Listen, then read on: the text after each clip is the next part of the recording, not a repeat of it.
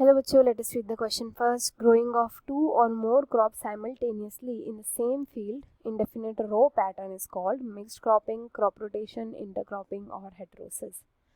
तो यहाँ पर जो हम की कंसेप्ट यूज़ करेंगे वो होगा क्रॉपिंग पैटर्न.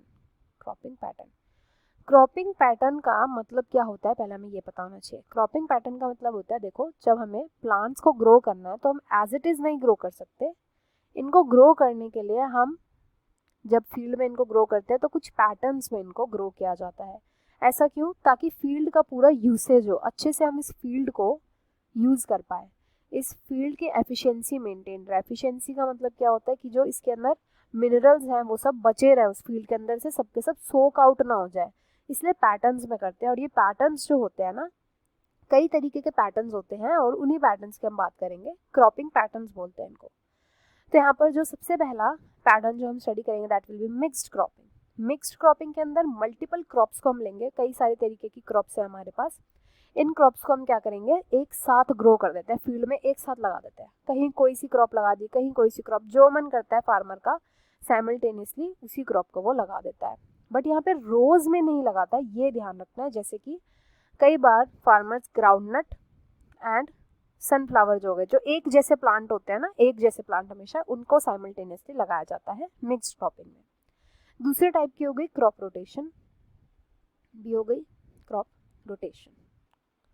रोटेशन के अंदर क्या होता है कि हमने सीजन में बांट दिया प्लांट की जो क्रॉप्स होती है. एक सीजन में हमने कोई एक पर्टिकुलर क्रॉप को ग्रो कर दिया, एक क्रॉप हमने सपोज एक सीजन में उगा ली, एंड देन दूसरी क्रॉप को हमने दूसरे सीजन में उगा लिया, सेकेंड सीजन में हमने किसी दूसरी पर्टिकुलर क्रॉप को उगा लिया. इससे क्या होता है, इससे जो फील्ड के मिनरल्स होते हैं ना वो वेस्ट नहीं जाते. वो मिनरल्स जो होते हैं फील्ड के वो मेंटेन्ड रहते हैं फील्ड के अंदर ही.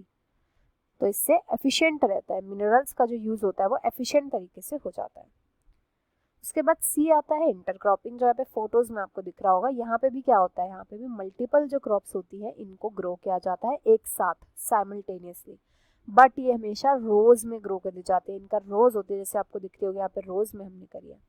तो रोज में जो होती है क्यों किया जाता है, ताकि मिनरल्स सभी प्लांट्स अच्छे से यूज कर ले मिल बांट करके, इसलिए.